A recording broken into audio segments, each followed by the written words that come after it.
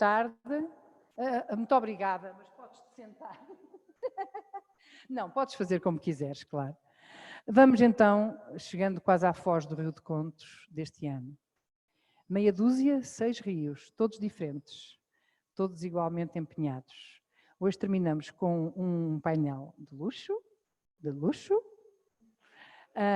infelizmente o Miguel Horta não vai poder estar por razões de saúde, mas está a acompanhar-nos online e desejar tudo melhor. E vamos ter então o Thomas, que é este senhor que está de pé, porque é para ver se apanha o autocarro mais depressa, que muitos de nós já o conhecemos, é um narrador, é um homem que vem do Brasil, mas está em Portugal há muito tempo, é também um escritor de uma modalidade de livros rara, que são os livros de cordel. É um cordelista, não é assim que se diz, Thomas? Cordelista, tá? Há ali umas sinalefas que eu não percebo. É para ali, não é para mim. Essa vocação que nós pensamos que é sempre para namorar connosco e não é com a vizinha do terceiro esquerdo, que é uma coisa horrível. Pronto, então, e além disso, além do Thomas, eles depois vão agora passar aos contos, que de facto vocês podem procurar, Thomas Beck, e que daqui irá ainda contar a Azinhaga, está muito dedicada à Almada esta noite, não é? Estou a dizer bem? Temos o Walter Pérez, que vem dos Açores, da terceira, e que acabou agora, tem outras atividades, é técnico superior da administração pública, ligado a uma área completamente diferente desta, ou não, não é?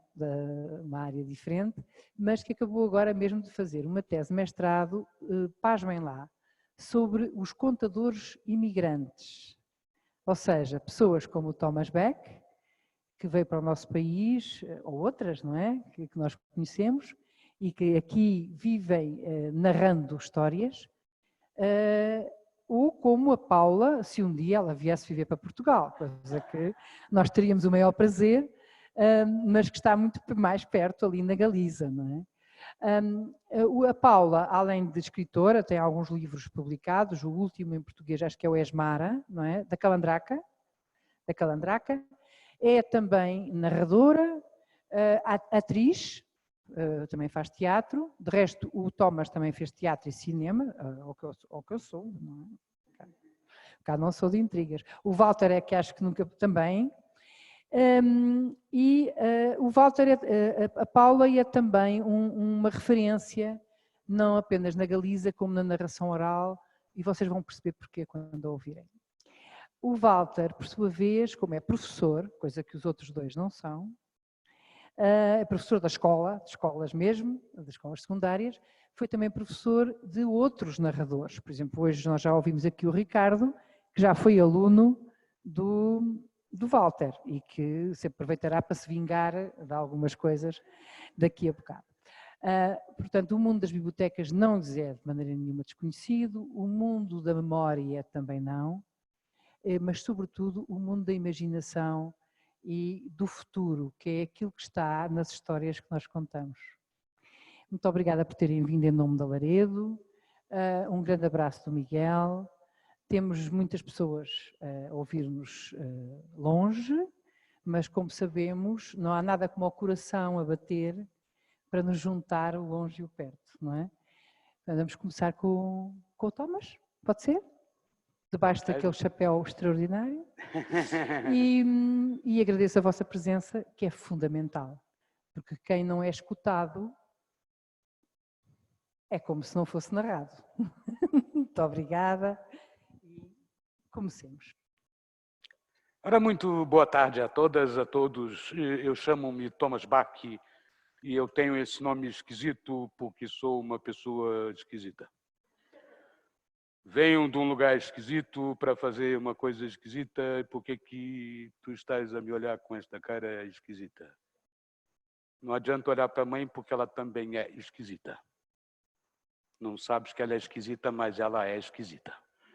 E tu também és esquisita. E eu também sou esquisito. Mas não te preocupes que a sessão vai correr bem dentro de toda a esquisitice. Bom, eu não preciso nem dizer que é um prazer voltar a Almada e por que eu gosto de Almada, e eu vou dizer em rápidas palavras. Primeiro, porque em Almada está Laredo. E não só porque está Laredo, porque Almada faz um trabalho com a narração oral, que é esse trabalho brilhante da rede de bibliotecas de Almada, que tem criado o hábito da leitura e resgatado um pouco esses leitores adormecidos.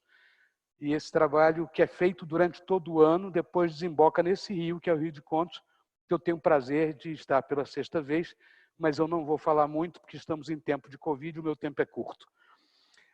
E, portanto, eu vou contar duas pequenas histórias curtas da literatura de cordel. Quem não sabe, por acaso, o que é literatura de cordel, é uma literatura escrita em verso, tradicionalmente surgida na Península Ibérica, depois desenvolvida em Portugal e que foi parar no Brasil através da tradição oral dos portugueses, porque naquela altura não se podia publicar, porque a igreja não deixava. Só a partir de 1789 é que esses folhetos passam a ser publicados e desaparecem da Europa e de Portugal e passam a proliferar no Brasil, porque o Brasil aproveita tudo que não é dele. Porque dele mesmo só tem os índios, e os índios estão lá nas suas tribos, e, portanto, o Brasil é um país feito realmente de estrangeiros.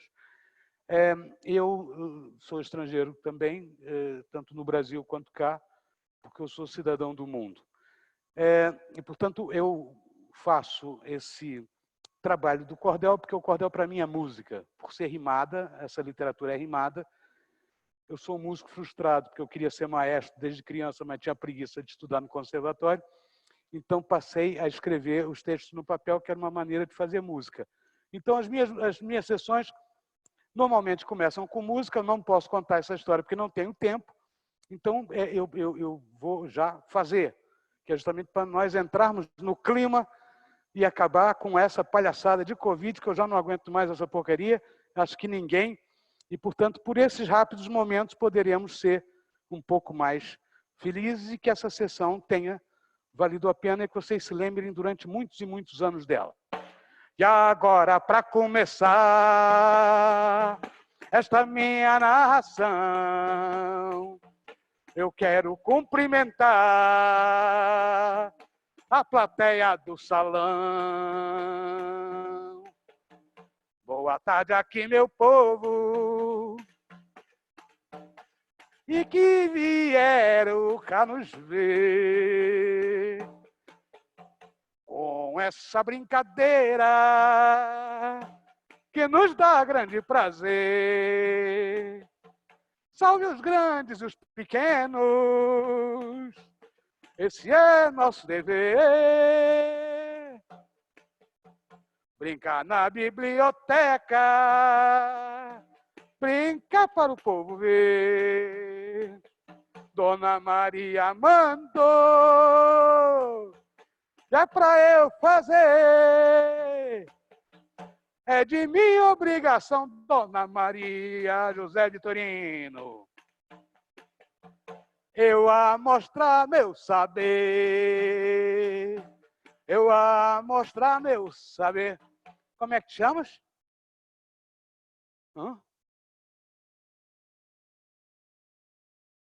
Ouvi nada que eu sou velho, o velho é surdo. Hein? Constança? Então, as histórias que eu conto pode ser música e dança. E me veio ver uma grande amiga, e que ela se chama Constança.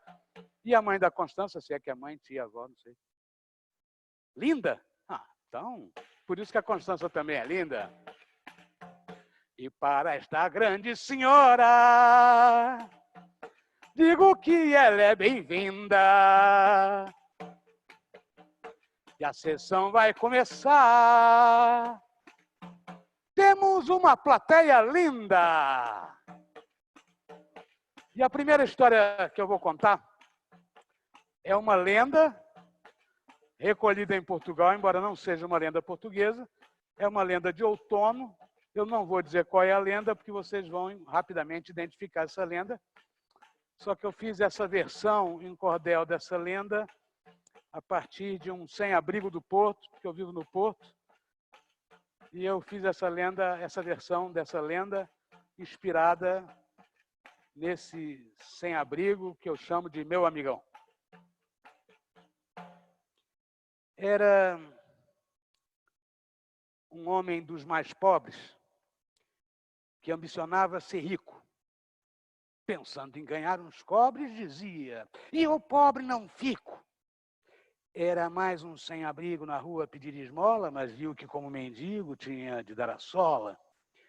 Os pés ele não arreda, suplicando caridade para arranjar uma moeda pelas ruas da cidade.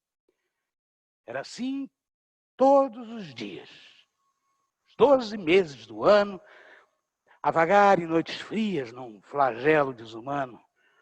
Nesse clima da Sibéria, enfrentando o frio, a fome, chega a um ponto que a miséria dessa vida o consome, e apesar de consumido, tinha suas ambições e não se dá por vencido, pensando em ganhar milhões. E resolve trabalhar de empregado dos patrões para conseguir ganhar uns miseráveis tostões. Trabalha de sol a sol a cumprir aquele horário, chega ao fim do mês e LOL. Já lá se foi o salário. Então o homem decide despedir-se do emprego. Facto que coincide com seu desassossego. Ele compra uma pistola e resolve ser ladrão.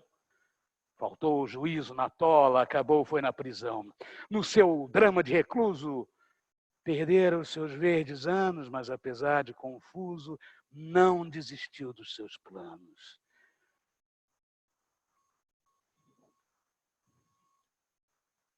Aparente vida fácil, roubaram-lhe a liberdade, e agora o seu palácio era ali, atrás da grade. Mas nesse mundo sem lei, conseguiu a alforria, e então tornou-se rei supremo da monarquia. E diz a um soldado a postos: matem mendigos ladrões, que esses não pagam impostos e dão despesas às nações. Quero que também matem todos os trabalhadores, porque esses coitados não sabem nunca ser empreendedores. Matem também os ricos, confisquem o seu patrimônio e que os espetem nos picos dos cornos do demônio. Ao que lhe dizem, porém, tem calma aí, majestade. Assim não sobrará ninguém com toda essa atrocidade. Calados, seus idiotas. Cá sou eu quem dita as leis. Sobrarão também as tropas. Ou seja, eu e vocês. Era declarada a guerra contra ricos e pobres, onde reinava na terra o mais tirano dos nobres. Mas eis que chegou o outono e começou a ventar. Chegaram mesmo na hora do vento. O vento levou o seu trono, ele não pôde mais reinar. O vento levou o seu trono, ele não pôde mais reinar. E voltei a ser ladrão depois de ter sido rei. Novamente na prisão, mais alguns anos passei. Mas eis que chegou o outono e começou a...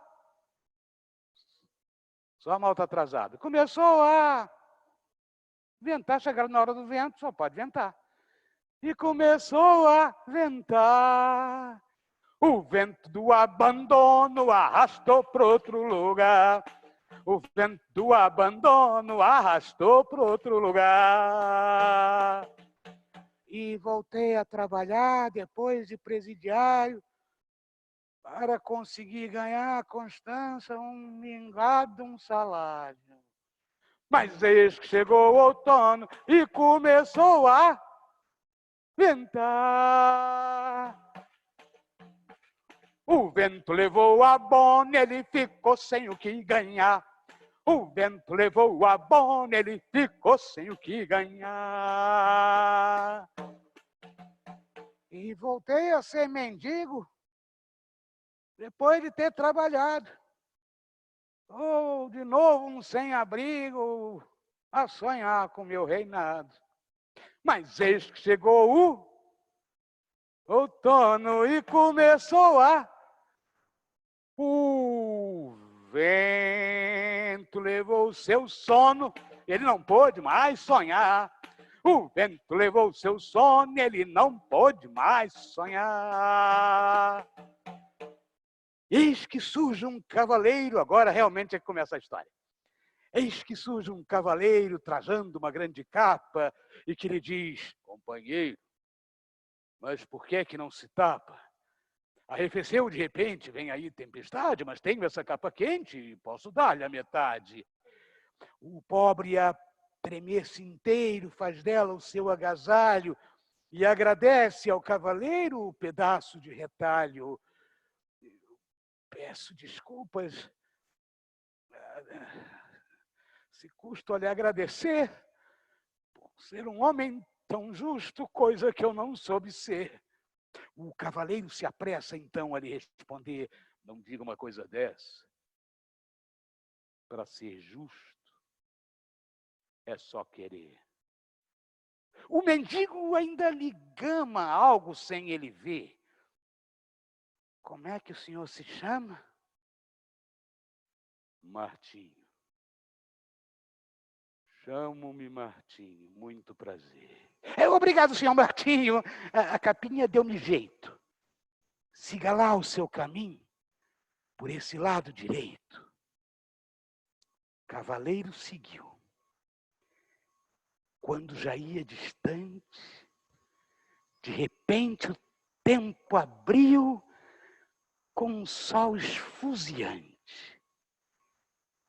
Há quem diga que Martinho, dona Linda, na verdade era um santo, e que deu ao homenzinho a metade do seu manto.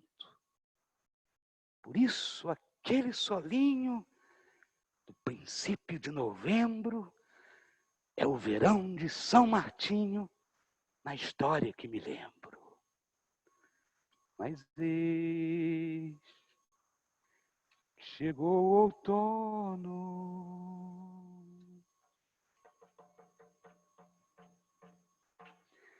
e começou a ventar. O vento não era tono e fez o conto acabar. O vento não era tono e fez o conto acabar. Bom, se a Constância não morreu do coração agora, nunca mais morre. Já sabes que na sessão de Thomas Bach é sempre uma dinâmica em cima e embaixo, portanto não pode ficar distraída, né? Bom, já que eu tenho pouco tempo, pode aplaudir, nosso Ricardo começou.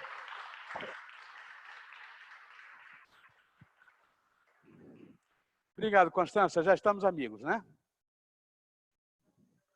Não adianta ficar com vergonha, que eu também já tive vergonha e depois fiquei sem vergonha. Então, portanto, é só uma questão de tempo, tá?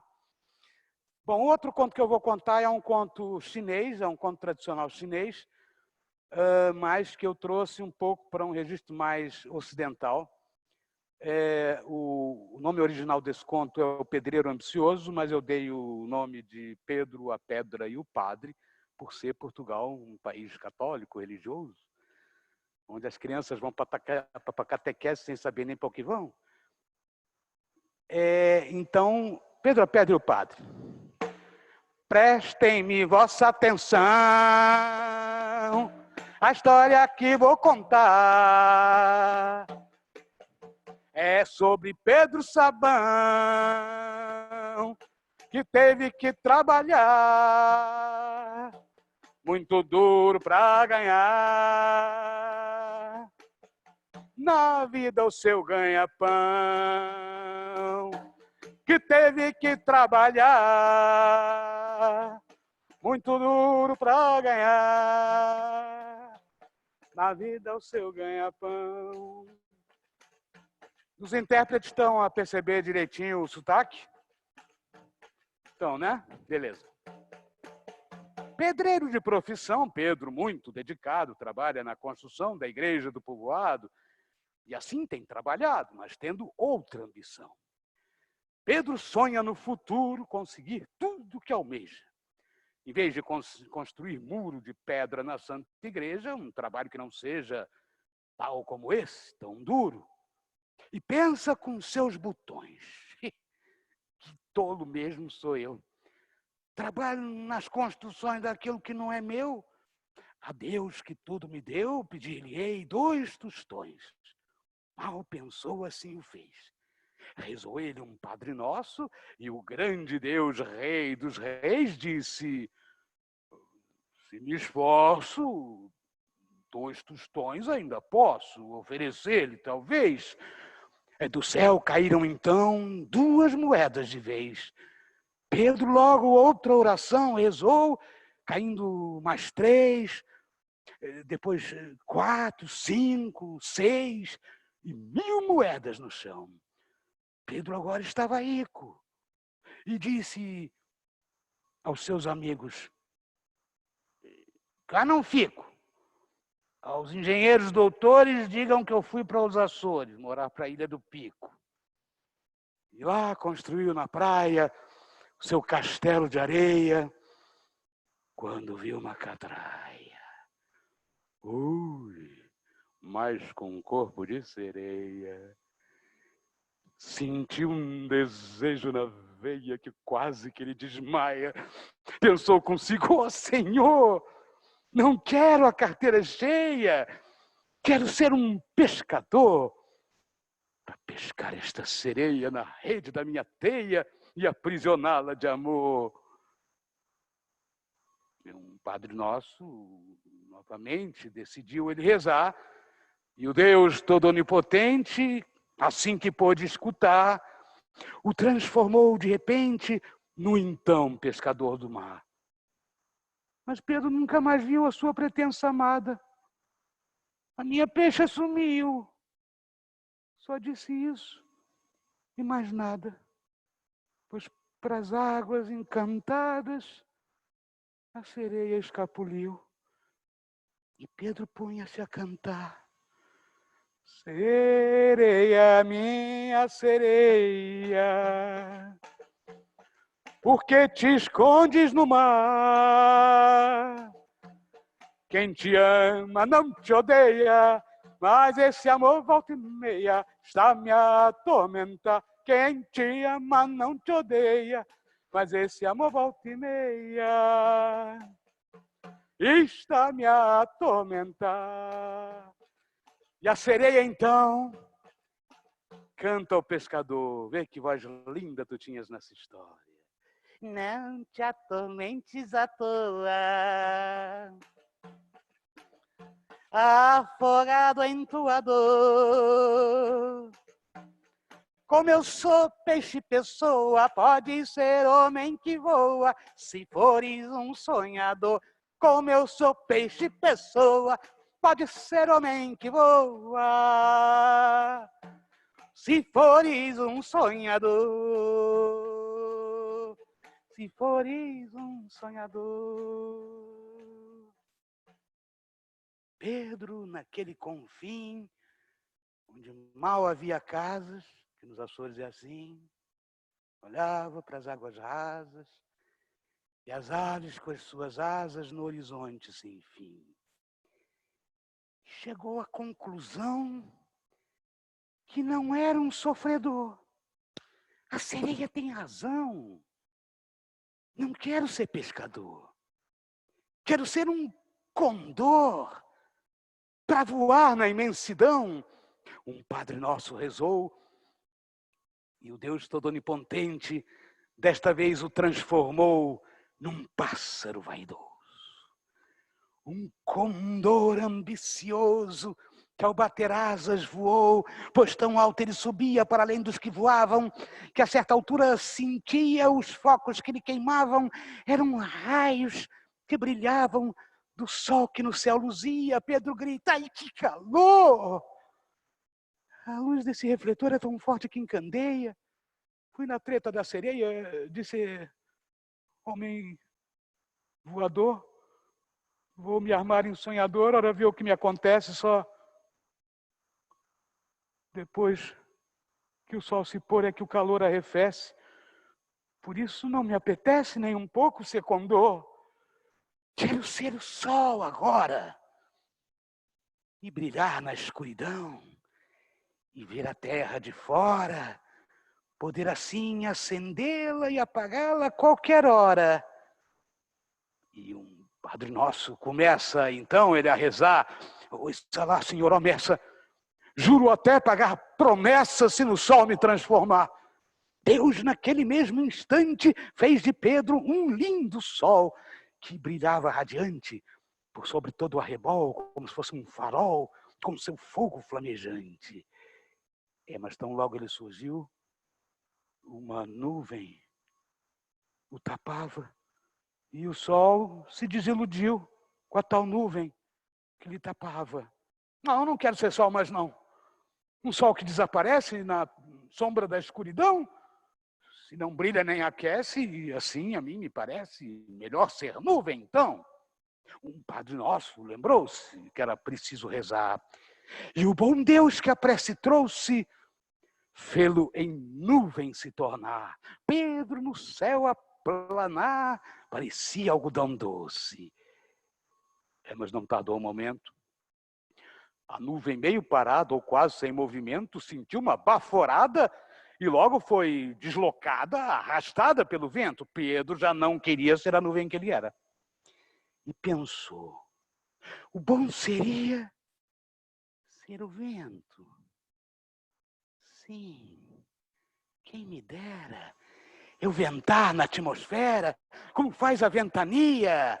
Um Padre Nosso de novo já rezou no pensamento e Deus disse: já que eu movo as nuvens no firmamento, transformo-te então no vento, minha voz é a voz do povo. Só que o vento também resolve fazer tudo se mover. Tanto sopra, até que chove numa pedra. E ao chover, o vento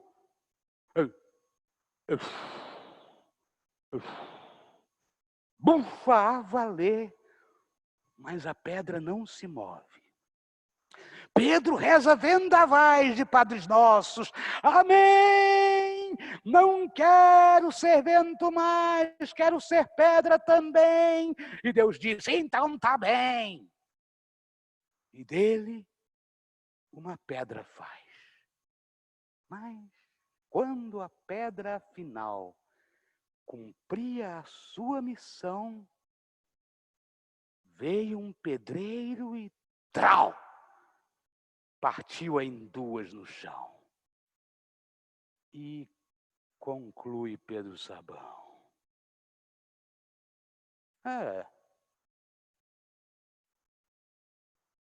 Ser pedreiro não é mal. Porém nada foi em vão. Pedro a pedre os Padre Nossos. Não te preocupes, Constância, que dessa vez não vai ter susto.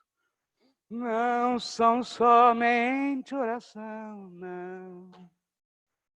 É possível dos destroços construir como tremoços a vida de grão em grão.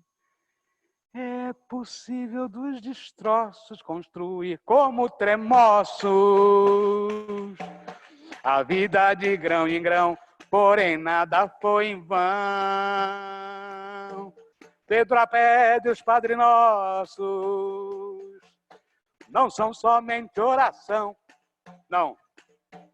É possível dos destroços construir como tremoços a vida de grão em grão, a vida de grão em grão. Portanto, não se preocupem, porque todo mal vai passar. Costuma-se dizer que na vida só é preciso um amor e uma cabana. Eu estou aqui com meu amor Walter Paeres e estou aqui com a Paula Cabaleiro Cabana. Portanto, estou feliz com Covid ou sem Covid. Entre esses dois é impossível estar triste. E com essa mulher maravilhosa, que eu costumo chamar de mentora, ela fica chateada comigo. Mas é claro que eu nasci para chatear. Portanto, essa é a minha grande mentora, Maria José Vitorino. Eu passo a bola agora para o querido Walter Pérez. Obrigado.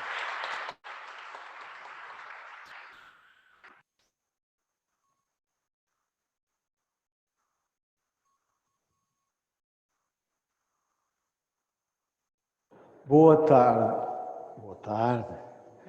O meu nome é Walter Pérez. Nós sabemos que estamos com o tempo apertadinho e depois de saber que aqui estava connosco, vinda da Galiza, a Paula, eu vou tentar deixar espaço a ela, porque efetivamente é preciso ouvi-la. Mas, obviamente, também vim aqui participar deste rio. Desde já quero fazer como de manhã fez a Ana Sofia, quero dedicar ao Miguel esta sessão. Não está aqui connosco, mas está a ver-nos. Está a ver-nos, bem-aja. E aquelas senhoras que nos estão a traduzir para a linguagem gestual perguntaram-nos que tipo de contos é que contávamos. E eu, como sabia, contava ser o do meio, não fazia a mais pequena ideia. Hoje de manhã, eu sou da tradição oral, eu conto habitualmente só da tradição oral. E porquê? Seja porque comecei com aqueles que contavam na tradição oral, como a Fontinha, seja porque estimo muito esta tradição oral, que é este garante da memória. A memória é aquele baú onde a humanidade foi deixando as suas pertences, a sua cultura, e onde nós, através da tradição oral, através da narração oral, vamos lá buscá-los, transformamos e apresentamos à nossa contemporaneidade. E somos nós, os contadores, que ao longo da história fomos pegando na memória e passando para a contemporaneidade. E hoje de manhã a Ana Sofia Paiva contou uma história que eu achei fantástica e disse: ai, esta é uma história que tinha que ir para as escolas. Porquê? Porque a tradição oral, a narração oral, funcionou, poucas pessoas saberão aqui, alguns sabem isto, como aquela, ao som do tempo, que era assim, é isto que eu quero dizer, era aquela educação informal. Hoje temos a televisão, os computadores, a escola, tudo isso que ensina formalmente, mas quem nos trouxe até aqui foi essa informalidade, essa educação informal, porque quando eles precisavam contar uma coisa, quando precisavam de explicar a uma criança determinado base da educação, determinado preceito, era com as histórias. E por isso eu sou apaixonado por esta tradição oral e vinha para aí com a ideia de contar uma coisa que até não é portuguesa, da tradição oral portuguesa, uma coisa sueca, que também achei que devia ir para as escolas. Mas de repente, e porque eu sou da terceira, e porque tenho menos tempo, e porque se calhar vou deixar aqui a terceira. O Ricardo já deixou de manhã, eu vou deixar esta história. Nós temos aqui, como costumamos dizer na minha terra, roupa na corda. Sabem o que é que isto quer dizer? Roupa na corda é quando a gente tem que dizer uma coisa mais picante e tem tamanhos de gente que não é suposto ouvir aquele tipo de coisas. Isto é tradição oral, só que esta história não é assim. Tem no fim uma coisita, mas eu hei de passar de maneira... Porque eu sei, eu vim de vocês, olho para as vossas caras e percebo perfeitamente que são pessoas inteligentíssimas. E, portanto, eu hei de fazer isto de maneira que não me diga... E apelando à vossa inteligência, que se vê daqui claramente. Com as máscaras vemos sobrancelhas, olhos e inteligência. É só o que a gente vê as pessoas. Então vou por aí. E esta história chama-se A Vaquinha, é uma história que é recolhida como sendo da terceira. É a Vaquinha. Então é assim, atenção, coitadinhas das meninas. Porque eu vou contar com muitas expressões. Eu já tenho um bocadinho de pronúncia, não é muita. Eu já tenho uma dicção tramada de se ouvir. Ainda vou pôr expressões em cima. Isto é, mesmo com a vossa inteligência toda, provavelmente 30% no máximo perceberá a história. os outros 30% batem palmas que fica bem. Certo? Pode ser assim? Vamos lá só, sai às palmas. Para mim dá. Para mim já dá. Portanto, se não perceberem, batem palmas na mesma. Reza a história assim. Havia o Manuel, outra parte. Nas minhas histórias é tudo ao Manuel ou Maria. É a forma que eu tenho para não me esquecer dos nomes deles. Então, o Manuel vivia numa freguesia. Lá diz freguesia. Aqui é a aldeia, lá é freguesia. Temos razão, porque é junta de freguesia, não é junta da aldeia. Mas pronto. Numa freguesia, o Manuel vivia e tinha uma vaquinha. E aquela vaca era uma vaca fantástica. Dava o sustento da família. Viviam mais ou menos com a sua vaquinha, que é que dava o sustento da família. Ora, Manuel um dia ia a passear na freguesia e olha para uma loja. Loja é aquela parte que fica debaixo da casa onde se arruma os utensílios agrícolas. Olha para a loja e vê a porta aberta. Nem é tarde, nem é cedo. Caça a mão à porta, abre a porta da loja e lá dentro o que é que vê? Uma enxada. Sabem o que é uma enxada? É porque hoje em dia é difícil de saber, não é? Enxada é fugir dela. Mas olha, viu a enxada e pensou, ai que bela enxada. E com a sua mão à enxada, pôs a enxada às costas e fugiu para casa. Abriu a sua loja e quando... Oh raio! Então eu tinha uma enxada em casa, fui roubar a enxada ao homem. Oh, que chatice! Ainda pensou em levar a enxada para trás, mas pensou, é agora que vou ser apanhado, nem pensar nisso. Lá deixou a enxada e foi para cima, para casa. Ceou, que é aquela refeição que se faz antes de ir para a cama. E deitou-se, mas não dormiu, rolou toda a noite ele rolou. Porque pá, então ele foi roubar uma enxada ao homem. Que chatice! E não conseguiu pregar olho. No outro dia de manhã, 6 da manhã, acordou, vestiu uma sueira. Sabem o que é uma sueira? Uma suéter, um casaquinho. Lá é sueira. Vestiu uma sueira e sei se quer tomar o pequeno almoço, botou-se a caminho. Sabem o que é botar-se a caminho? Aula que se faz tarde. E chegou, era ainda muito cedo à igreja, bateu à porta com a força toda e vem o padre ainda de camisa de dormir. O padre usa a camisa de dormir, que é para dizer bem com a batina. E vinha o padre de cabeça de dormir e, o homem, o que é que se passa? Seu padre, preciso me confessar. Não há de ser assim um pecado tão grande que é preciso confessar-te a esta hora. Pode ser mais logo. É agora, seu padre. E tanto insistiu que o seu padre lá se foi vestir, vestiu a batina, tirou a touca que tinha na cabeça, que é uma coisa que eles põem assim, que é para não amassar os caracóis. Uma touca. E lá foi confessar. Entraram os dois no confessionário e o Manuel contou-lhe o que é que tinha feito. Fez-se um silêncio. No fim do silêncio, o padre disse, homem, tu foste fazer uma coisa destas. Tu roubaste o sustento daquela família. Já vi se te roubassem a ti o sustento. E fez um daqueles sermões, daqueles antigos, que nem sequer em dias de festas se fazia, assim de meia hora, e no fim disse, mas isso resolve-se. O teu sustento para cá. Dá-me a tua vaquinha e isso resolve-se. A minha vaquinha, não, seu padre. Dá-me a tua vaquinha. E o padre disse isto. Que Nosso Senhor vai dar mais. Perceberam? Nosso Senhor, Deus, Nosso Senhor vai dar mais. E vai dar muitas. O Manuel pensou, pois se é assim, fico sem pecado. E Nosso Senhor dá mais. Então lá vai. Chegou a casa, pegou na sua vaquinha. É verdade, uma vaca pequena, quando é bebê, chama-se bezerra. Sabem disso? Quando é grande, chama-se vaca. Na terceira, enquanto ela é solteira, antes de casar, a gente chama-lhe gueixa. Gueixa. Isto é uma gueixa. Isto é, ela é pequenina, é bezerra. Enquanto é solteira, é uma gueixa. Quando já casa, é uma vaca. É a diferença é essa. Não interpretem isso de outra maneira, isto é como a gente diz na terceira. Estou a falar de vacas, mesmo o animal. Ora, chegou e disse, anda cá a minha gueixa, vamos embora. E ela ter para o sítio onde o seu padre tinha as suas coisas, galinhas e aquelas coisas. E chega lá e olha para o quintal e vê, ai, tanta vaca. Oh, tanto pecador nesta freguesia. Ora, vaca para lá e ele para casa. Nosso Senhor vai dar mais, não há ninguém que conheça tão bem Nosso Senhor como o seu padre. Se o seu padre diz que sim, é porque ele sabe. E ela para casa. Naquela noite.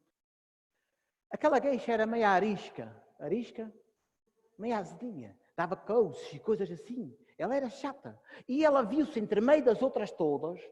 Sabem o que é entre meio das outras todas? Ela estava e não gostou daquilo. Aquelas vacas falavam muito, toda a noite falavam, umas com as outras, não se podia dormir ali. Elas eram chatas. A gueixa não gostou daquilo. Está entre meio das outras. E viu uma cancela, que é um portão de madeira. E pensou, vou guindear. Sabem o que é guindear? Guindear é saltar. Deu 2 passos atrás, embalou e guindeou. Ora, guindeou, só para vocês saberem que a gente diz isto lá. Quando guinda uma gueixa, guinda tudo atrás. Ora, a gente até diz, se vocês tiverem uma gueixa em casa, que é um parente mais nova, uma filha ou assim, não deixem ela andar com outras que guindam. Quando guinda uma, guinda as outras todas. Portanto, elas aprendem. Ora, a gueixa guindou, as outras guindaram atrás. E foi tudo atrás. A gueixa chegou ao pé do quintal que conhecia que era o seu e guindou para dentro. E elas guindaram para dentro todas. Ficaram apertadas. Ora, num outro dia, o rapaz chega e não vê as suas vacas. Vai bater ao seu padre. As vacas fugiram. Ó homem, as vacas não voam. Vamos ver onde é que elas estão. Há quem acha que sim, mas elas não voam. Vamos ver onde é que elas estão. Nesse mesmo instante estava Manuel lá, Cardoa, sai. Não é mesmo verdade. O padre tinha razão, Nosso Senhor deu-me essas vacas todas. Oh, que riqueza que... Ainda bem, o seu padre conhece Nosso Senhor como a ninguém. E nisto o seu padre foi para a freguesia à procura das vacas, ida com elas no quintal de Manuel, e estava Manuel à porta e diz, obrigado, seu padre. O senhor tinha razão, Nosso Senhor deu-me essas vacas todas. E Manuel, essas não são as de Nosso Senhor. Essas são as minhas. Não, senhor, o senhor diz que Nosso Senhor dava, estas são minhas. Manuel, essas é as minhas, Nosso Senhor vai dar outras. Não, senhor, estas é minhas. E discutiram. Como o seu padre sabia que o Manuel era meio toleimeado, sabe o que é toleimeado? Da cabeça. Não era bem discreto, sabe o que é isso? Não ser bem discreto é ser tolo. Na terceira é ser discreto, é ser inteligente. Ele não era bem discreto. Tinha uma veia atravessada que escangalhava as outras todas. Ora, diz, Manuel, vamos resolver isso. Aquele que dizer amanhã bom dia, primeiro a outro, fica com as vacas todas. Pode ser? O Manuel disse, assim é. E assim foi. O seu padre foi para casa confiante. O Manuel vai se esquecer. Mas o Manuel não se esqueceu. Ele era meio avariado, mas não se esqueceu. Só comeu qualquer coisa e ao fim da tarde, lá para o quintal do seu padre. Deu-me aqui no quintal e amanhã dou-lhe bom dia. O seu padre no quintal tinha um aracária. Sabem com aracária? Um aracária é uma árvore grande, mas é grande. Ela dá um ramo todos os anos. Fica assim quase como uma árvore de Natal, com um ramo todos os anos. É a aracária. A gente diz que é a aracária. Ora, subiu para o segundo ramo da aracária, estava assim um bocadinho acima da varanda do seu padre. Amanhã vai ser. E sentou-se para trás e dali a bocado começou a anoitecer e abrem-se as portas da varanda e vem a empregada do seu padre à varanda. E ele diz, olha, engraçado, ela trabalha a esta hora. A casa do seu padre tem muita limpeza para fazer. E dali a bocado vem essa Maria, que como sabem, com o colchão para a rua, diz, está a limpar colchão? Já, esta hora, está bem. Vem seu padre a seguir e bota-se debaixo dos lençóis. Bota-se debaixo dos lençóis. Pensou, seu padre está com calor. Vem dormir para a rua. Dali a bocado vem Maria, a empregada do seu padre, e bota-se também debaixo dos lençóis. Afinal, o seu padre estava com frio e Maria veio aquecer. Pensou. Ora, estavam a conversar, como as pessoas fazem quando vão para a cama, conversam umas com as outras, não é? E de repente a Maria diz, seu padre, o que é isto? Eu, mulher, isto é o diabo. E riram-se um bocadinho, aquela coisa. Estou a começar naquela parte em que vocês têm que fazer parte da história também. E dali a bocadinho, Maria, o que é isto? Seu padre, isto é o inferno. E riram, e o resto todos riram. Conversaram. Okay, já conversaram. O que as pessoas fazem na cama é conversar e depois dormir. E assim foi. E adormeceram. Logo que raiaram os primeiros dias, a raios de sol, como eles estavam na rua, o seu padre acordou, abriu os olhos e o Manuel, bom dia, seu padre! E o seu padre nem pensou nas vacas. Manuel, diz-me aqui uma coisa. Há quanto tempo estás aí? Seu padre, há dois. Muito. Estou aqui, pelo menos desde que o diabo foi para o inferno. E também estou com essa história. Escapou. Passou, não passou? Passou. Pronto, e agora vamos aproveitar para ouvir Paula. Muito obrigada. Olá, boa tarde. Podem falar comigo? Olá, boa tarde. Que eu preciso falar com as pessoas. Tal como estavam estas coisas aqui, eu venho da Galiza, de lá ao norte. Vou tentar falar um galego-português. Acho que estão a perceber o que eu vou falar. E vou contar uma história. Eu gosto muito de estar com os amigos da tradição oral, porque acho que as histórias, são, nestes momentos que estamos a viver, são muito importantes, as ficções, para ajudar. E vou contar esta história da que eu gosto muito, é uma história para todas as idades. Já disse o Walter que vocês são as pessoas muito inteligentes. Não, isto é para todas as idades, não tem mal nenhum. Sou uma pessoa muito inocente, venho da Galiza, sou, não sei. Então, vocês sabem qual é o animal, começamos assim, que sai de um ovo e voa, mas não é um pássaro, nem um inseto. Sabem qual é?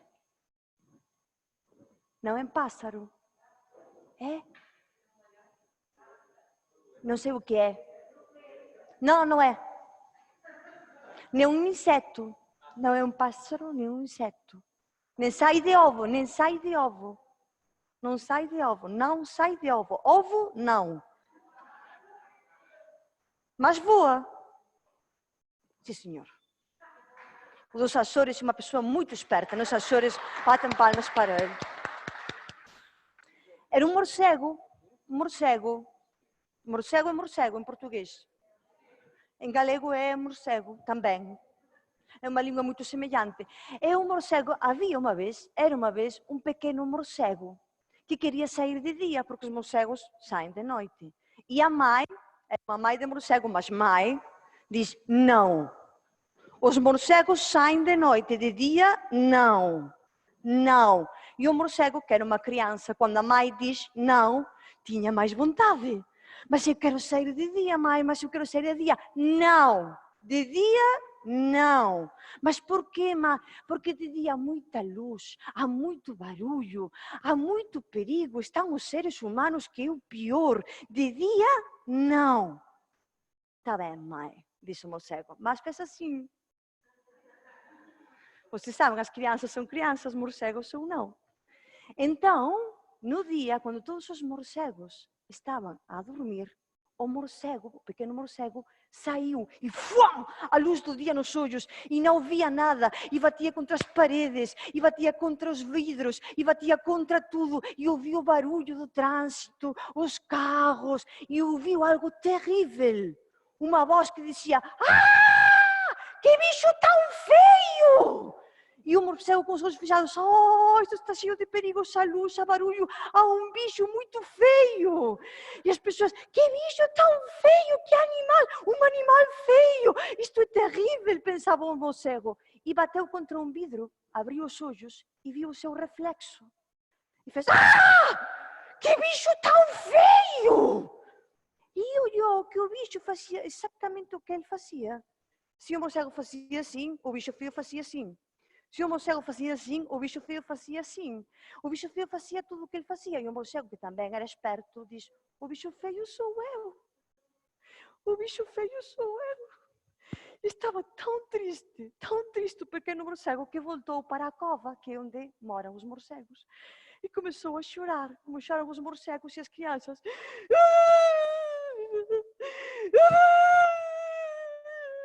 E a mãe acordou, disse: mas que é o que estás? Mas que é o que estás? Que sou feio! Não, não és não és não és essa coisa mais bonita, não, tu és a minha mãe. Mas eu sou feio, vi o feio que sou, eu sou muito feio. Olha, filho, é de noite, vamos sair dar uma volta. Não fico, eu sou feio, fico. E ficou, já sabem como são as crianças, morcegos ou não. Ficou ali o morcego assim, como fazem os morcegos quando estão chateados, assim. Sou feio, sou feio, sou feio. E começou a chorar. E de noite, todos os sons são mais grandes. Estava...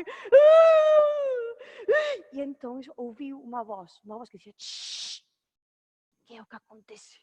E o morcego olhou e viu um animal. Pessoas espertas. Um animal, 4 patas, 2 olhos. Não sei como se diz em português, cauda, que pode ser. Só há milhões de respostas, mas eu acho que vocês são espertos. De noite, uma coisa, bigodes. Gato em português é gato também. Nos Açores também, no Brasil também. Olha, na Galícia também. Um gato que diz: "Shhh, que é o que acontece?" Oh, irmão, mas que é o que acontece? Irmão, não! Tu és um gato, eu sou um morcego, não temos o mesmo pai nem a mesma mãe, não somos irmãos. Somos irmãos. Somos irmãos da noite. Somos animais da noite. Então, irmão, o que é o que acontece? Feio! Feio! Feio! Não, não és feio. Na família da noite. Não somos feios só assim. Os seres humanos disseram que eu era feio. Mas os seres humanos não sabem nada. Os seres humanos vivem de dia. E de dia a luz faz que não vejam o essencial. Vêem tudo, mas não veem o essencial. Não sabem ver. Olha, esta pele suave que temos os irmãos da noite. Olha, os olhos brilhantes que temos os irmãos da noite. Somos tão lindos. E o morcego comprovou, já estava assim. Comprovou que tinha a pele suave. Comprovou que os olhos estavam abertos e que brilhavam porque via o reflexo nos olhos do gato. E diz: é verdade, irmão, somos irmãos da noite, um abraço! E abraçaram-se, que isto agora é muito importante e muito perigoso, mas daquela não, são animais da noite, são assim temerários. Deram-se um abraço de irmãos e o gato foi-se embora e o morcego ficou: não sou tão feio, sou feio, mas não muito. Mas ainda estava assim como... E eu vi o... que é o que acontece? E vi outro animal. 4 patas, 2 olhos, uma cauda, sem bigodes, ou bigodes pequeninos. Um animal terrível nos contos. O lobo, o lobo. O lobo que diz: que é o que acontece? Porque estás a fazer tanto barulho? Porque sou feio, não muito feio, mas sou feio. Oh, irmão, os animais, os irmãos da noite, não somos feios. Temos esta pecícia, uma pele suave, temos os olhos brilhantes, mas eu sou feio. Não, porque os animais da noite sabemos cantar muito bem. Cantamos à lua. Olha a lua, como está aí para nós. E olha, o lobo cantou, como cantam os lobos. Irmão, canta comigo. E o morcego cantou, como canta com os morcegos. E o lobo... E o morcego... E o lobo... E o morcego... E quando cantas, sentes uma alegria por dentro. E o morcego ficou muito mais contente. Oh, irmão, dá um abraço. Abraçou o lobo morcego também. Te ponhas nervioso. Então se podiam abraçar uns aos outros. Estavam aí abraçando-se. Ai, muito obrigado, irmão. E o lobo foi-se embora. E o morcego ficou mais contente. Já não se sentia tão feio, já estava melhor. Mas tinha ainda a tristeza aí. Não sou tão feio, mas... E outra voz, mas que é o que acontece? E era um animal da noite. Não tem 4 patas, não tem cauda, tem penas, tem uns olhos muito grandes. Quase é uma coruja. Uma coruja, mas que é o que acontece tanto barulho? Que são feio, não muito feio, mas sou feio. Não, não és. És o meu irmão, sim, já sei, o animal, o irmão da noite, sim, já sei. Tens a pele suave, já sei, tenho a pele suave. Tens os olhos brilhantes, tenho os olhos brilhantes. Sabes cantar, sei cantar, sim. E além disso, tu tens algo que os outros animais não têm. Tu podes voar, como vou eu, mas tu podes voar com os olhos fechados. E o morcego experimentou. Ele já sabia, mas não lembrava. E soube que podia voar com os olhos fechados. E estava tão feliz porque quando cantas e quando voas e quando sentes a tua pele tão suave, estás tão feliz, sentes-se tão feliz e quando te sentes tão feliz, sentes tão bonita, tão linda. Não lhes acontece isso? Não estão felizes, que são mais bonitas, mais lindas. O morcego também sentia-se tão lindo, tão feliz. Voou e voltou, justo antes de sair o sol. Quando os outros morcegos voltaram à cova e já estava diferente, estava assim. E a Nai, ao chegar, a mãe diz: "Ó morcego, já passou a tristeza?" "Passou." E então o que aconteceu? Que vieram os meus irmãos. Que irmãos? Estavam todos comigo. Nós, outros irmãos. A família da noite. O gato, o lobo, a coruja. E não te fizeram mal, não. Demos abraços. E eles disseram que tinha pé suave, que tinha os olhos brilhantes, que sabia cantar, que sabia voar com os olhos fechados. Estou a perceber, disse a mãe. Mas agora, meu filho, é tempo para adormecer. É tempo para as histórias. E a mãe contou-lhe uma história ao pequeno morcego, mentre lhe acariciava a sua pele suave. E o pequeno morcego, como qualquer criança, ao ouvir o conto, brilharam-lhe ainda mais os olhos. E a mãe, depois da história, cantou, como cantam as mães, com uma beleza incrível. E depois de contar e de cantar, o pequeno morcego fechou os olhos e adormeceu. E voou, como voa qualquer criança, com as histórias e os cantos, com uma imaginação. E Vitória, acabou a história. Muito obrigada.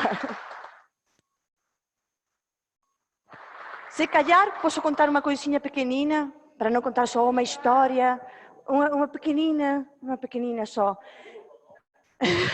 Não, esta é uma história muito pequenina, que eu acho, esta é uma história que me contou uma criança. Tenho que dizer isto porque é um poema quase, contou-me esta história uma criança de 3 anos, mas muitas vezes nós pensamos que achamos que as crianças não podem contar estas histórias para mim tão profundas. E é por isso que eu vou contar esta história. Esta história é muito triste. Eu aviso. É muito, muito triste. É tão triste que eu, quando em vez, vou fazer uma pausa para vocês botarem fora a tristeza, assim como eu acho que é melhor para vocês fazerem isto. Não guardem a tristeza, botem fora. É possível? Sim? Podem fazer? Vamos fazer um efeito. Estou a falar, faço uma pausa e faço. Muito bem! Fica muito bonito. Eu não sei se estão a ouvir na casa, mas aqui fica muito bonito. Então, história triste. Era uma vez um peixe. Um peixe muito, muito triste. O peixe estava tão, tão triste que saiu da água, saiu do mar e morreu. É triste, é triste. Encontrou o peixe um pescador. O pescador tinha muita fome. E o pescador comeu o peixe. Mas depois de comer o peixe, o pescador entrou em uma tristeza inexplicável. E o coração do pescador não pudo com tanta tristeza. E o pescador morreu. É triste, é triste. Um ogre encontrou o pescador, um ogre. O ogre tinha fome, que comem os ogres, pescadores. E o ogre comeu o pescador. Mas depois de comer o pescador, o ogro entrou-lhe uma tristeza profunda. E o coração do ogro não pôde com tanta tristeza. E o ogro morreu. Ah, muito obrigada por essa empatia com o ogro. A mãe do ogro encontrou o seu filho. Tomou o seu filho nos braços e botou-se ao mar. E a mãe do ogro chorou, chorou, chorou e chorou mentre se afundia no mar. E é por isso que se diz que o mar é inexplicável, é profundo e é salgado, como a tristeza. E Vitória, Vitória, acabou a história. Muito obrigada. Muito obrigada pelo convite.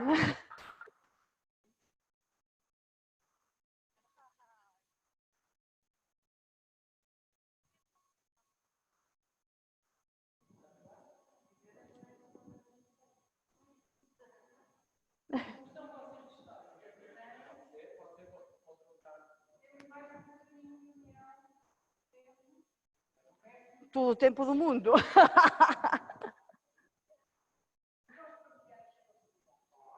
Então vou voltar à história a tal história que eu pensava contar por causa de que já devia ir para a escola, porque traz uma temática importante no meu entender.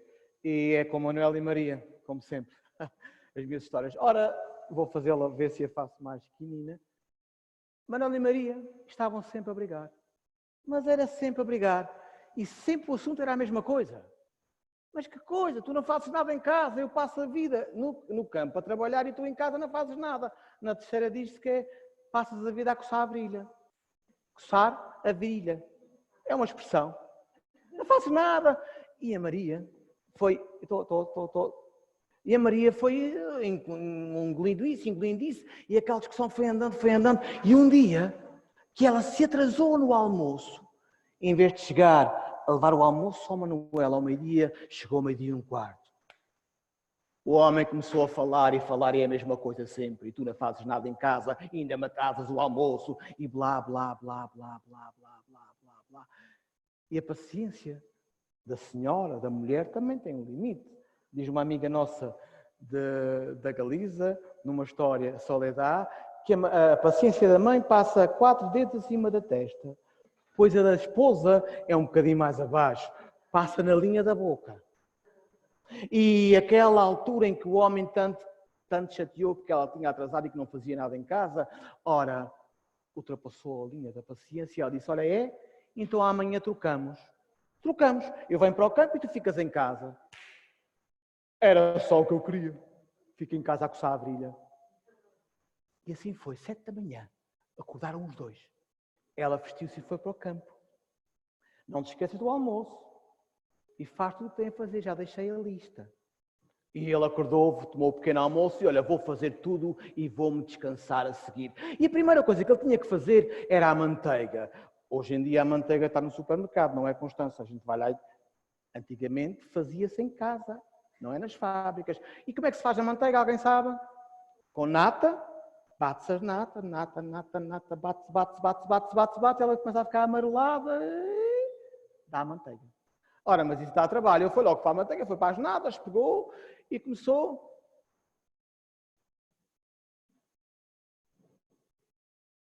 Epá, isto é difícil. Epá, como é que aquela mulher tem esta força toda? Epá! Ei, não consigo. E estepou da nata na vira-manteiga. Estepou da nata na vira-manteiga, E, estou cansado. Colocou as natas em cima da mesa e foi à loja, foi à cave, beber uma pinga de cerveja, que também se fazia a cerveja em casa, o ano inteiro. E estava ele agarrado à mangueirinha que liga à pinota da cerveja e ouviu na cozinha. Era o? Não, pessoas inteligentes sabem que isto é um porco, não? Era o? Estavam acordados. Ok. E pensou, o porco vai-me comer as natas todas. E largou-se a correr para cima, mas esqueceu-se Constança de abrir a mão. E deu um encontrão e caiu a tinota da cerveja e espalhou a cerveja toda. Ainda não eram 9 horas, já não tinha cerveja para o resto do ano. Ai, Jesus, que Maria mata-me. E chegou acima, estava o porco todo branco, as natas tinham andado. Pensou, bem, vou comprar mais natas, se ainda tem manteiga à noite, a Maria mata-me. E pegou num saco de pôr às costas, que nós chamamos de mochila, e foi à cômoda, levantou as cuequinhas e tinha lá um rolo de notas. Tirou uma nota e fechou a cômoda e foi para a venda para comprar natas para fazer a manteiga. À saída viu, ai, a vaca que não comeu ainda. Tem que ir pôr a vaca a pastar. Mas se eu vou pôr a vaca a pastar, não consigo ir à venda. Olhou para o teto e no telhado do celeiro estavam a nascer umas ervinhas. A vaca vai comer é aquelas, já limpa. Pegou numa tábua, encostou ao celeiro e empurrou a vaca pela tábua acima e amarrou-a para um pezinho para ela comer aquelas ervas. E foi buscar as natas. Deu o dinheiro que tinha, trouxe as natas, pôs na caçarola que estava às costas e foi. Quando chega a casa, Constança, olha para cima do celeiro, que é que estava lá? Isso, a vaca, só que estava virada ao contrário. Ai, a minha vaca vai cair do celeiro abaixo. E desatou a correr pela rampa acima. Ora, pela rampa acima, as natas começaram a cair. Chegou lá, endireitou a vaquinha, vamos para baixo. E virou para baixo. Vinha a meio da rampa, pôs o pé em cima das natas, o que aconteceu? Escorregou, os dois, pá, deu de frente de uma árvore, abriu assim um galo. E partiu as natas. Ora, ainda não era 10 da manhã, já não tinha cerveja para o resto do, ainda não tinha mã, e a vaca não tinha cu. O porco esse estava quase gordo, porque esse bebeu muitas natas. E pensou, ai bem, tem que ir outra vez. Foi outra vez à cômoda, abriu a cômoda, levantou as cuecas, tirou a última nota e foi comprar e trouxe. E estava a bater e ouviu. Plom, plom. Meio, ainda não fiz o almoço. Ele largou-se a correr para a cozinha. E começou a tentar fazer o almoço, mas nem sequer conseguiu acender o forno, não conseguiu sequer acender o lume. E estava naquilo, e depois caiu as batatas, caiu as cebolas. Moral da história, 4 da tarde, não tinha cerveja para o resto do... Não tinha mã, a vaca não tinha cu, não tinha feito o alho, nem sequer tinha feito as camas. E tentou tudo ao mesmo tempo, e quando um homem tenta fazer tudo ao mesmo tempo, vocês sabem o que é que acontece. Nada. Nisto, ouviu. Sabes o que era, Constância? Ele foi à porta e era a Maria, exatamente. E ele diz, mulher, pô, meu Deus, ainda bem que chegaste. Olha, a vaca não comeu, não tem cerveja para o resto do ano, não consegui fazer manteiga, não fiz o almoço, não fiz o jantar, ajuda-me, por favor, pelo amor de Deus, vem-me ajudar. E dizem que Maria, naquele dia, fez como a maior parte das mães num país. Chegou e depois de um dia de trabalho, mudou a roupa e fez outro dia de trabalho. Limpou, arranjou, cozinhou, alimentou. E esta história conta-se na Suécia para que se saiba, nunca menosprezes o trabalho de uma mulher em casa, sobretudo o trabalho de uma mãe em casa. E bendito e louvado, o tempo está a cantar.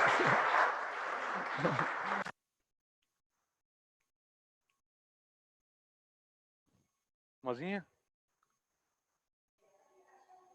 Estou perguntando a chefa. É. É uma história que pode durar 2 minutos e pode durar 20. Conta uma, 3 para a fala acabar. É.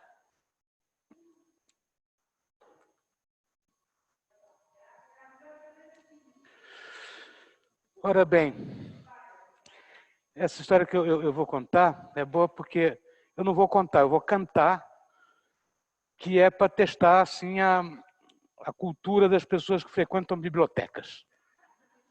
Essa história, na verdade, eu escrevi para as crianças, mas eu percebi que as crianças sabem tudo sobre ela e os adultos não sabem nada.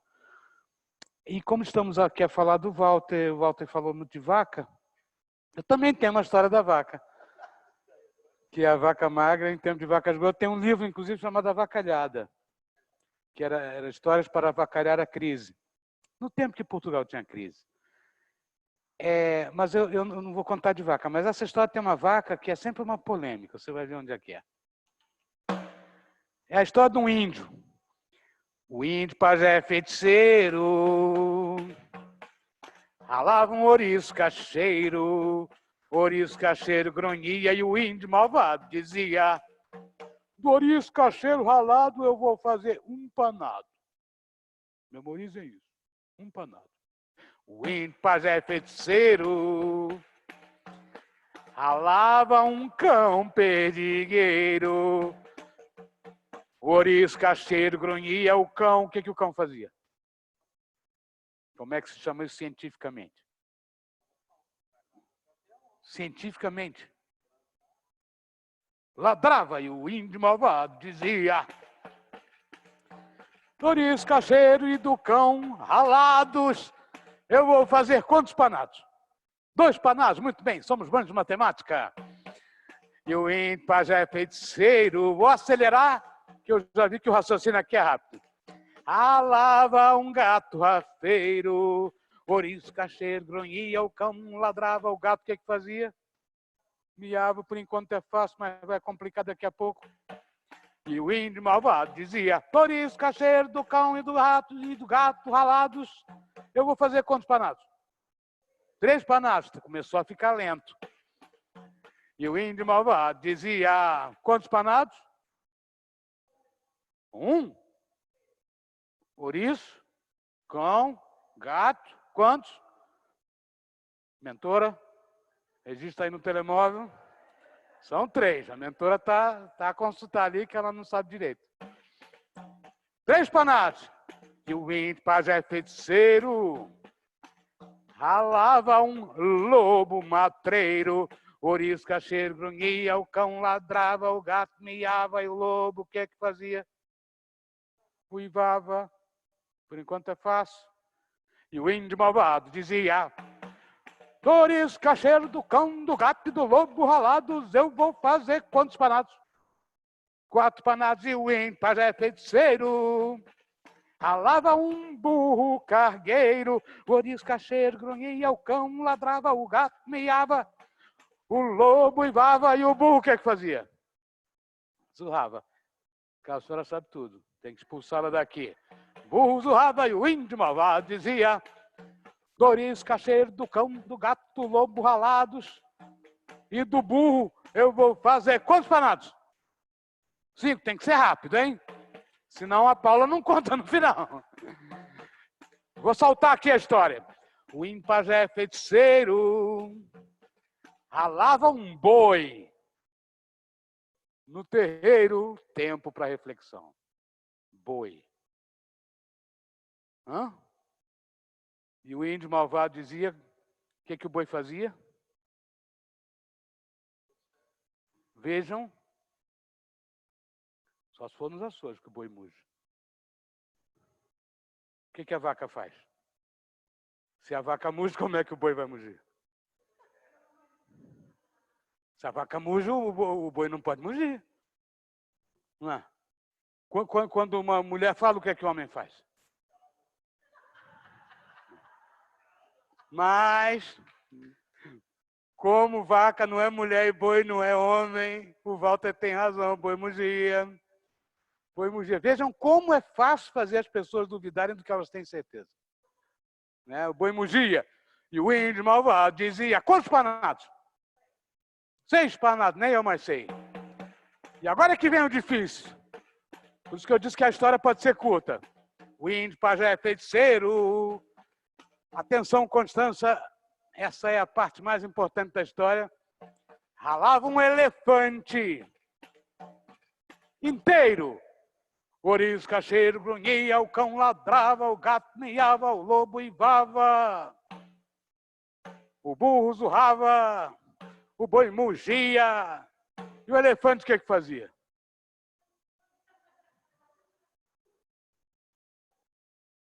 Tantos livros na biblioteca e ninguém lê nada. Está lá tudo o que o elefante faz. Nos Açores, o que o elefante faz? Não há elefante nos Açores. Na Galiza deve haver elefante porque a malta leva nas trombas. Não há elefante nos Açores, ou nos Açores, na Galiza? O que o elefante faz, Paula Cavaleira Cabana? Veja uma mulher culta, atriz, de sucesso, uma celebridade entre nós, autora de livros, um currículo que eu levei 15 minutos para ler, não sabe o que aquele elefante faz. O que aquele elefante fazia, mentora? Também não sabe. Vejam que no Rio de Contos se aprende tanta coisa, né? O elefante barria, mas não é o barrer de Porto, não, senão vamos achar que é varrer. Não, o elefante barria ou bramia. E agora, para terminar, para vocês saírem bem na fita, essa é a parte mais infantil da história. Essa eu escrevi realmente para as crianças. O índio pajé é feiticeiro. Aliás, quantos panados? 8. Depois de comer 8 panados, pensem bem, tá? O índio pajé é feiticeiro. Pôs todos no fogareiro. A equipa técnica também pode pensar agora, tá? Pôs todos no fogareiro. E o índio malvado morreu. Morreu de quê?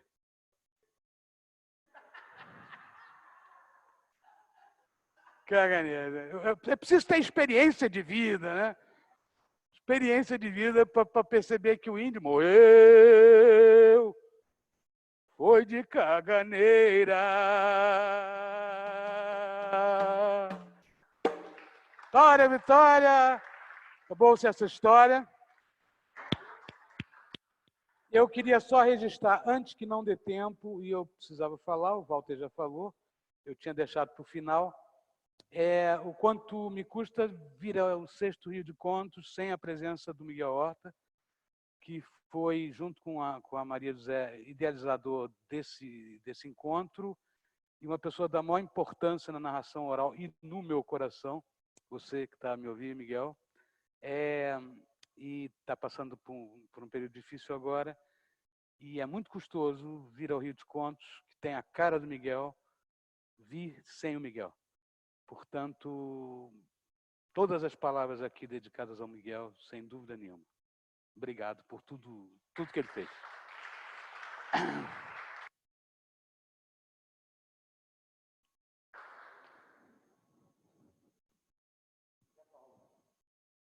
Non sei, estou a sortes que diz así. Conto unha coisinha pequenina? Como você ordene. Sí. Bom, vou contar unha coisinha pequenina neste encontro con amigos. Tamén porque o que dicía, acho que os contos son moito importantes para a memoria tamén. E esta é unha historia que xa non se lembra moito na Galiza, mas eu acho que é importante por todo isto. E así agradezo o convite da María Xosé Vitorino, agradezo estar aquí con os colegas, e xa do Miguel non vou falar nada porque xa falaron eles, e a voses, a vosa presencia. Isto é unha lenda, non é realmente un conto, é unha lenda que se conta na Galiza. Coñece Santiago de Compostela? Estiveron lá en Santiago de Compostela, mas saben que existe.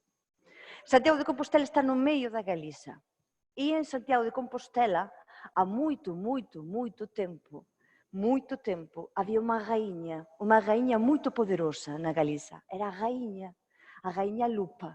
E contan que os discípulos do apóstolo Santiago chegaron seguindo o camiño das estrelas para enterrar o apóstolo Santiago ao final do camiño.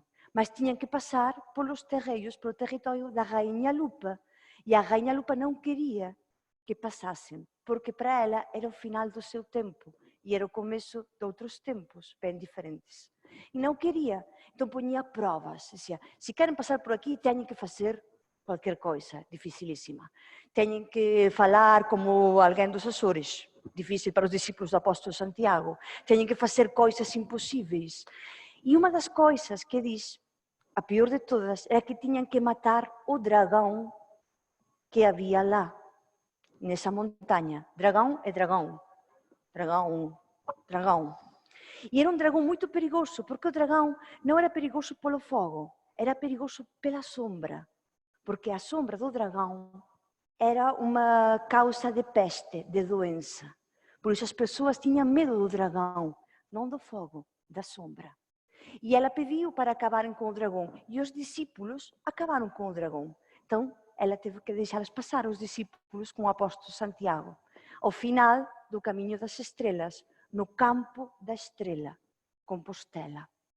Ali ficou o apóstolo, mas uma das crias do dragão conseguiu escapar e refugiou-se debaixo do manto da rainha.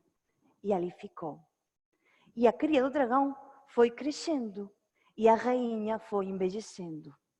E os dragões, não sei se sabem, os dragões não morrem nunca, volvem-se pedra. E a cria do dragão foi crescendo e vendo como a rainha ia envelhecendo, mas queria tanto a rainha, que era como uma mãe para ele, que não queria que ela morresse e ele ficar vivo. Então o dragão deixou-se ir também. Ficou quietinho a esperar a morte. E quando a rainha estava muito velha, quase cega, a rainha diz: o que mais sinto é morrer agora sem ver por última vez o mar. E então o dragão abriu a boca e estava tão débil, estava tão feble, que da boca não saiu fogo, saiu fume. E os olhos quase cegos da rainha, aquele fume era como a espuma do mar que via por última vez. E a rainha morreu feliz e o dragão volveu-se pedra.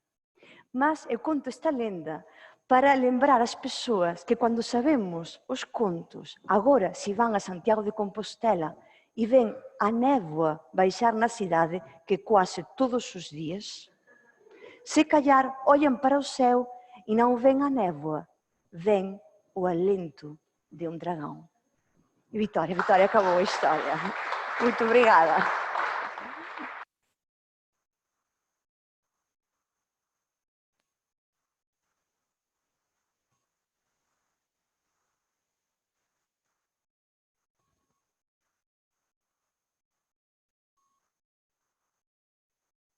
Qual será o animal que nos deixou o alento do Tejo? Ficamos a pensar nisso. Eu queria pedir agora aqui aos companheiros da biblioteca, das bibliotecas e da Câmara da Almada, se vamos fazer o encerramento desta tarde tão bonita. Portanto, não sei quem é que vem, se vem a Ana Cristina, se vem a Fernanda, se vêm todas, se vêm. E antes que eles estão a decidir, eu quero agradecer ao Daniel, ao André, aos técnicos, que eu não sei o nome, peço imensa desculpa, eu não vos quero chamar nomes feios, ao Pedro, que estes dias tem seguido estas agruras, à Margarida, que também acompanhou sempre desde o princípio, e sobretudo ao Miguel, que nos está a ouvir, e a todos aqueles, às nossas narradoras que aqui estiveram, e à Paula, que não pôde estar, porque afinal, mesmo quando a gente não está, está, não é? Tal como a rainha, que não é só o alento do dragão, é a cegueira da rainha. Quando for a Santiago, é de olhar para a névoa e pensar nisso. E as sombras que causam a peste, se calhar são só bocadinhos da história, não são a história toda. Agradeço muito ao Thomas, com a sua música, que sempre nos encanta, ao Walter, aos que estiveram aqui de manhã, aos que estão agora, e passo a palavra então ao encerramento aos donos da casa, não é?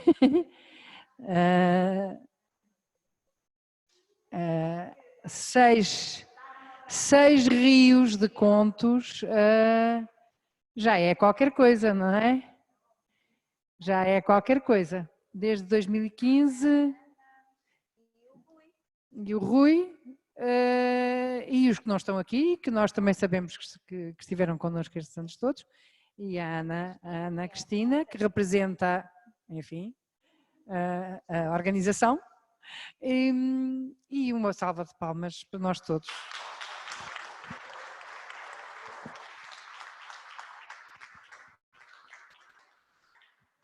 Para o querido Miguel Horta, assim, um grande abraço de todos nós, dos que estamos aqui, dos que estiveram os outros anos todos, e uma esperança sem fim, um reconhecimento sem fim por tudo o que ele sempre tem feito para promover os contos, a narração oral, todo o seu entusiasmo e, em particular, aqui em Almada, eu pelo menos tenho que dizer isto, um grande reconhecimento e uma grande amizade por este Rio de Contos, que nasceu da sua proposta e que nós conseguimos pôr em pé todos os anos de muitas maneiras diferentes, alguns têm-nos acompanhado e este ano nesta forma a ele, acho que todos nós, um grande abraço e até um dia destes.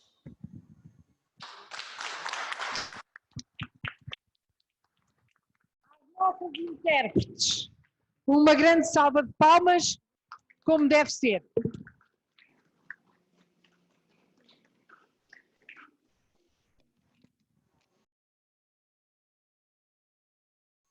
Palavra do costume. Fim.